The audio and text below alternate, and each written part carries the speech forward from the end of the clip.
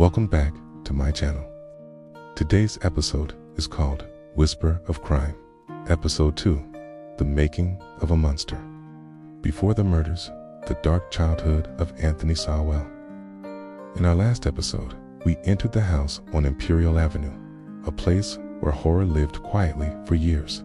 11 women, 1 man, in a neighborhood that didn't see or didn't want to see.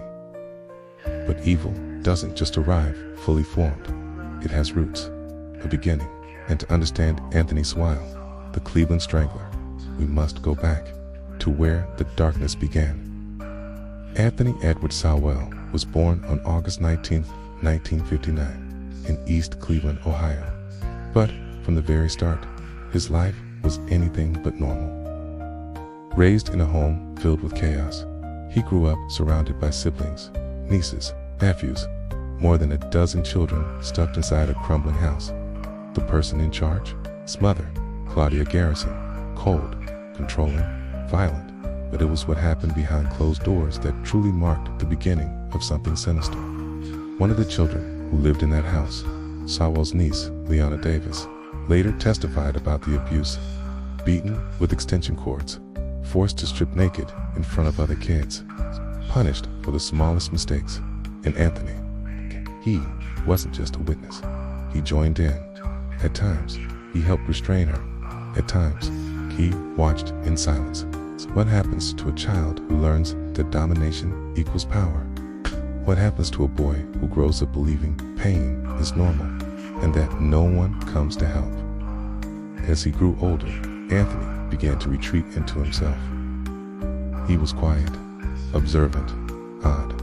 In 1978, at age 19, he joined the United States Marine Corps. It was the only stable structure he'd ever known. And for 8 years, he followed orders, earned medals, and maintained discipline. But beneath the uniform, the same rage lived on. Then, in 1989, the first known act of real violence, the kind that would foreshadow what was to come. Anthony Sowell was arrested for brutally attacking a pregnant woman.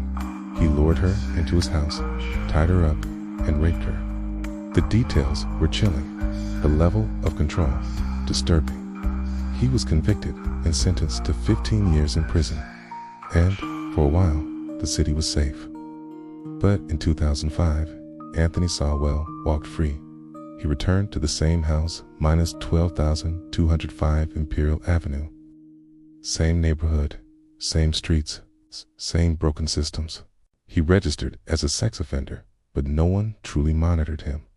No rehabilitation, no therapy, just a man with time, and privacy, and the same violent urges buried beneath a calm surface. And then, the women started to disappear. At first, it was a whisper. She hasn't been around in a while. Have you seen her? They say she went out with that guy, Tony. But nothing was done. Why? Because these women were easy to dismiss. They were poor, struggling with addiction, often homeless, the kind of people who, in the eyes of the system, could simply vanish without alarm. But to Anthony Sowell, they were targets. He offered them drinks, a warm place to rest, a false sense of safety, and one by one, they stepped through his front door and never walked back out. Now, as we move further into this story, I'm asking you to join me on a journey beyond the headlines, because Anthony Sowell managed to evade justice for so long, not because he was clever, but because the system failed. The police failed, the neighbors failed, and the women failed. In focusing on the monster, we lost sight of the humanity of the victims, but their stories deserve to be told. So I'll share their names and their struggles, hoping to remind us all that even in darkness, there is light. And those who are missing are still among us, waiting to be found. We now return to our regularly scheduled program. Now we turn our attention to the victims, the women whose lives intertwined with Anthony Sowell, creating a narrative of tragedy and resilience. Among them was Talacha Forbes, a young mother who had recently celebrated her 36th birthday. She had faced challenges in her life, including periods of homelessness, but always found solace in her faith. On the day she disappeared, she had left her 2 young daughters with her sister, promising to return home soon. That day came. For the daughters, it was the last time they saw their mother. Talicia's absence cast a shadow over the household. Her sister and brother-in-law, sensing the gravity of the situation, wasted no time in reporting her missing. They knew Talicia. To leave without saying goodbye wasn't like her, especially not when her children were relying on her. Their worst fears were confirmed on November 2009, when Talicia's remains were discovered in one of Anthony Sowell's plastic barrels. Also among the victims was Lysandra L.C. Williams, a 21-year-old aspiring rapper who was affectionately called LC by her loved ones. Her dream was to break free from the hardships of her current reality through music. LC was known for her infectious laugh and her determination to make something of herself.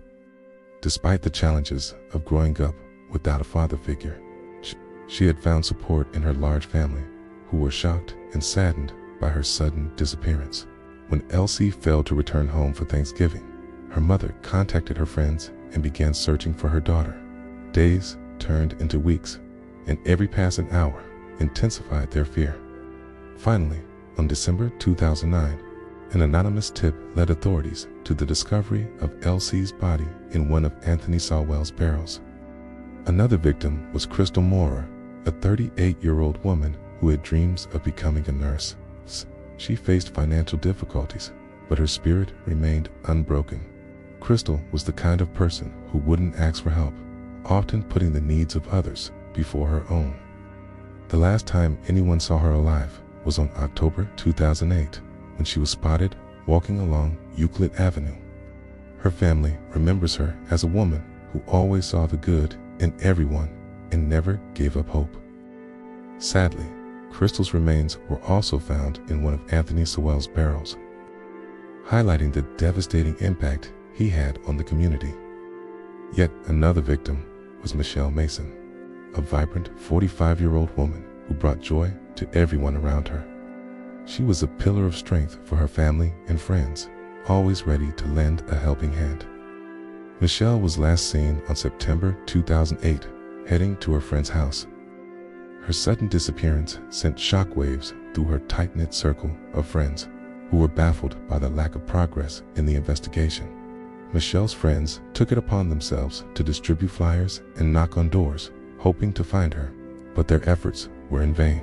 And it was until March 2009 that Michelle's remains were found in one of Anthony Sowell's barrels, bringing a tragic end to their hopes for a happy reunion.